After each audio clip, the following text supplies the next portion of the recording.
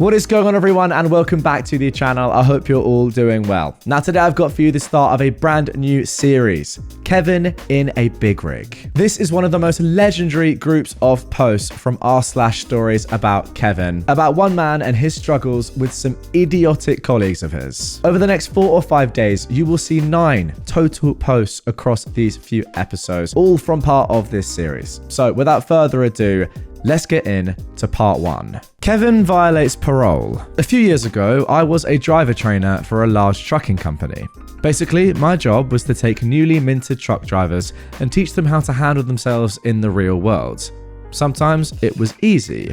Other times, it was like teaching a fish to play tennis. One of my students, the Kevin of this story, was so dense he made a lead brick seem like a feather pillow. Not because of his driving, but because he almost got himself and me arrested. Here is the story. Kevin was on my truck for about 3 weeks. He wasn't the worst student I had. Another Kevin has that honor, but he was far from the best. At week 2, we end up stuck in Salt Lake City, Utah after delivering a load. It was a slow time of year, and SLC had always been a sparse area for outgoing loads, so I expected to have to wait to leave out. Not a big deal, I needed the downtime. Kevin, from out of nowhere, started to seem anxious about something. When I ask him why he's so tense, he tells me he needs to get his license changed to his home state.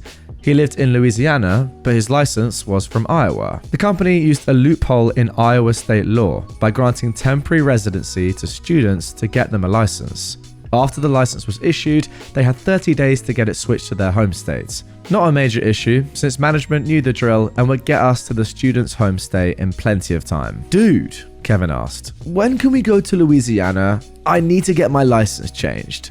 He asked this every day for a week, but it wasn't until we were stuck in Salt Lake City that it really seemed to bug him. Look, I've told dispatch you need to get home. They'll work it out. Just relax. He didn't. After 3 days, we finally get to leave SLC bound for Chicago. It takes a few days, and the entire trip, I can tell he's getting more and more nervous. Eventually, he can't talk about anything else except how he needs to get home. He was getting pretty annoying. We make our delivery in Chicago and get another going to Laredo in Texas. Normally, we'd have gone through Houston, Texas, but this happened during the massive floods, and I knew that going that way would be a bad idea. Fortunately, I found a way that would avoid the flooding and get Kevin to his hometown. Better still, we'd have enough time for him to get a ride to the DMV, get his license changed, and still make delivery in plenty of time. Win, win, win. And Kevin finally seemed relieved. We get to Kevin's hometown on a Sunday afternoon. As he gets ready to leave, I tell him, first thing in the morning, get your butt to the DMV, get your license taken care of, and get back here pronto so we can get going. He says, okay, and leaves with his girlfriend while I enjoy some time to myself. The next morning, I give Kevin until 10 a.m. before I start getting impatient. I texted him asking where he was and got no reply. I text again, no answer. I call, no answer. I tell dispatch, who's asking me when we'll get moving, that Kevin has disappeared. He was supposed to get his license changed over, but I've not heard from him all day. Dispatch tries to call him and they don't have any better luck. Apparently, Kevin has disappeared. By late afternoon, I start getting the feeling this little idiot has bailed on me and wasted my time. This was a common occurrence for new drivers. I tell dispatch that I'll give him until the morning to reach out. If he doesn't, I'll continue on to Laredo on my own. There was still plenty of time, and dispatch agreed. Morning came. Kevin was still AWOL, and I was out of patience. I sent him one more text telling him I'm leaving without him, and I head out. I drive for several hours before taking a mandatory break, and I check my messages. To my surprise, Kevin reached out. Hey man, my PO found out I took a job driving and was fuming that I left Louisiana. She told me to get back as soon as possible, or she'd have me listed as a fugitive. I called her yesterday, on Monday, but she's out of town and told me to wait till she gets back on Wednesday. I am completely shocked. PO, as in parole officer? Kevin, are you telling me you're on parole and leaving the state without permission? Yeah, I was in jail for selling dope. I got parole for 2 years. I didn't think it would be a big deal since I was working. Dude, you violated your parole. You'll be lucky if you don't end up back in jail. Well, my PO said she wants to talk about it Wednesday. Yeah, I imagine so. You better get in touch with dispatch and let them know so they can work something out. I end the conversation and continue on to Laredo. I deliver the load and pick up another headed to Atlanta, Georgia. Thursday, I call Kevin to find out what the deal was. He tells me that his PO gave him the okay to keep working. I assume you have some kind of official document that says that? I ask him. No, she didn't give me one. Then you better get one, because there's no way in hell I'm leaving the state with you unless I have something from the state saying it's okay. Why? Because, you idiot, if I carry you across state lines knowing you're violating parole, that makes me an accessory to a felony.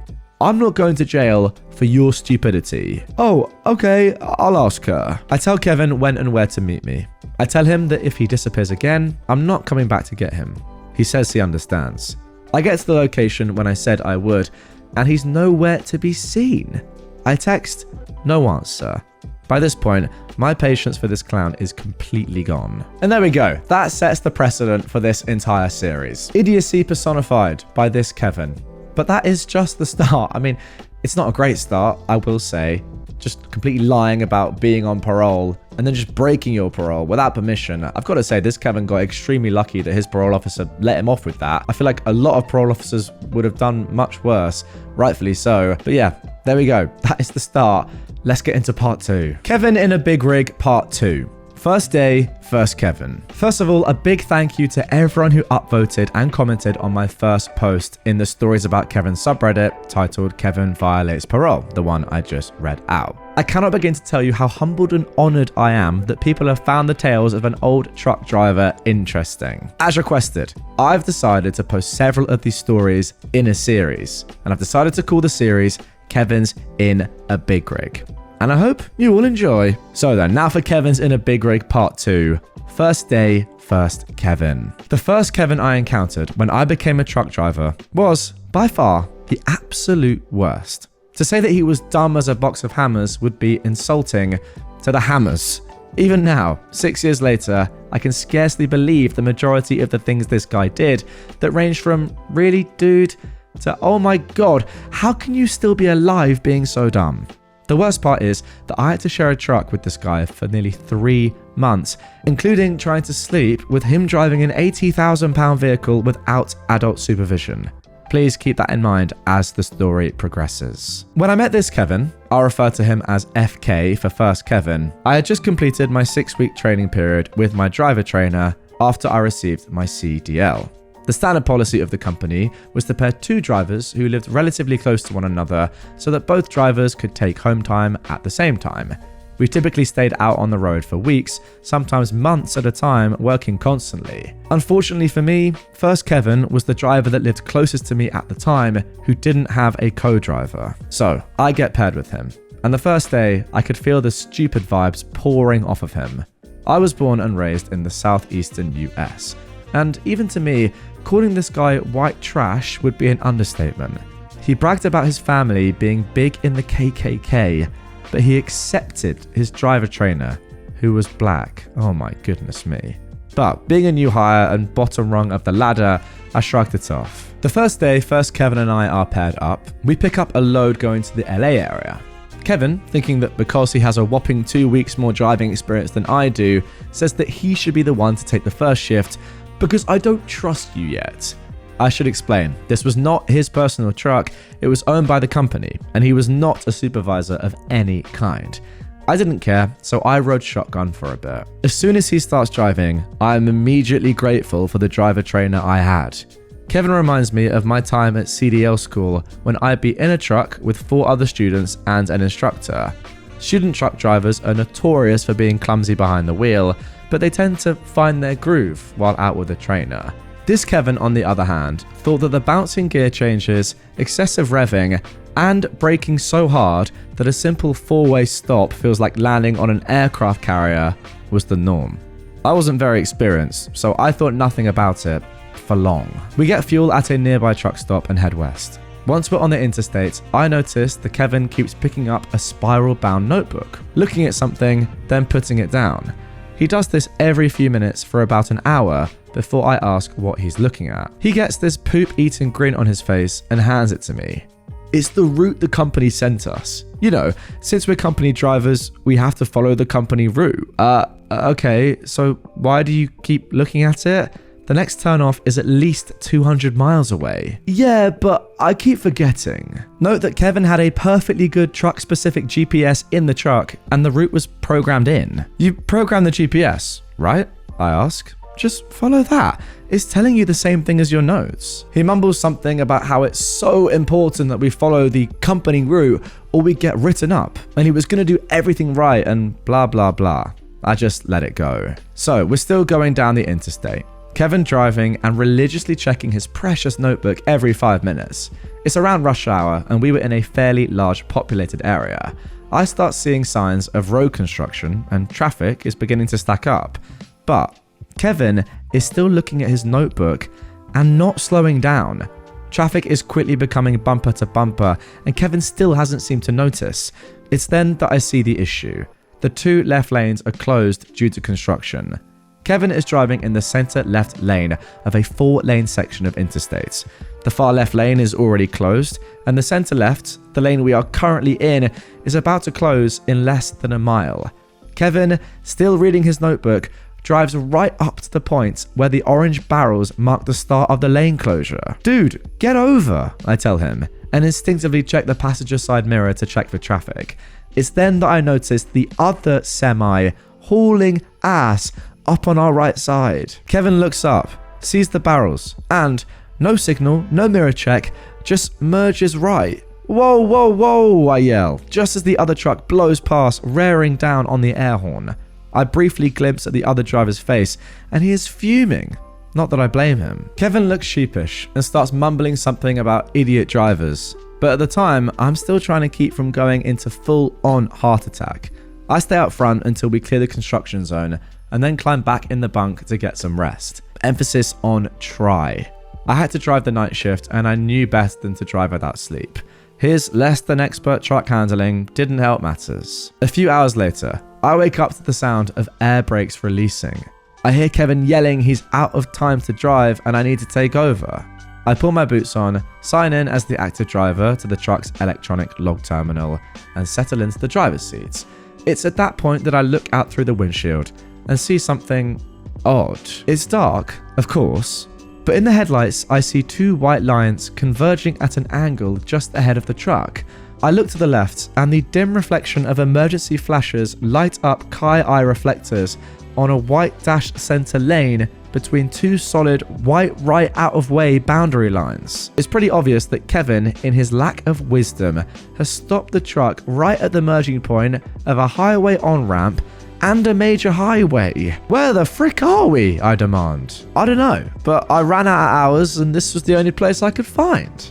That was BS, because there was a rest area 10 miles before that would have been a much better place to stop. Dude, do you have any idea how dangerous this is? Not to mention illegal? Well, I had to stop somewhere. Anyway, I gotta pee. He goes to get out of the truck. No, the frick you don't, I say, pulling on the seatbelt, releasing the brakes, and putting the truck in gear. We are not staying here a second longer.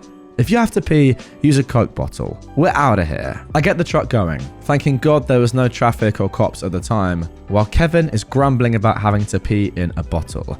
I don't care, because I'm more concerned about not causing an accident or getting a ticket because of this idiot. He can pee in his pants for all I care. He goes straight to the bunk anyway, so I don't have to listen to him. I drive the rest of the night without incident, and he takes over again early the next morning. Now, these incidents may not seem too bad, but bear in mind, this happened on just the first day. I was with this clown for 3 months, and conditions did not improve during that time. So there we go, the scene has been set, and we're going to be with this Kevin, hearing stories about this Kevin in particular for the rest of the series. But that's going to do it for episode 1, part 1 and part 2 there. 7 more parts to come over the next 3 or 4 days. So make sure that you are subscribed with notifications on so you don't miss any of these parts. Now, my thoughts after just hearing about that Kevin, your first ever Kevin OP that you've ever had to deal with, your first ever companion in your truck driving role. Goodness me. I mean, imagine having this guy as your colleague, and then also imagine him having to drive you, clearly being so dangerous and just not safe on the road at all, when you're meant to be getting some rest. You're meant to be peacefully sleeping, ready for your next shift, driving a pretty beefy truck, right? I can't imagine that's easy to drive. And then you've got this clown at the wheel. How are you ever going to rest knowing that he has your life in his hands? But yeah, as I said, that is all to come. We're going to see what happens next over the course of the next 3 or 4 days. So if you're excited to see what happens next, drop a like on this one. And yeah, I'll see you guys all tomorrow.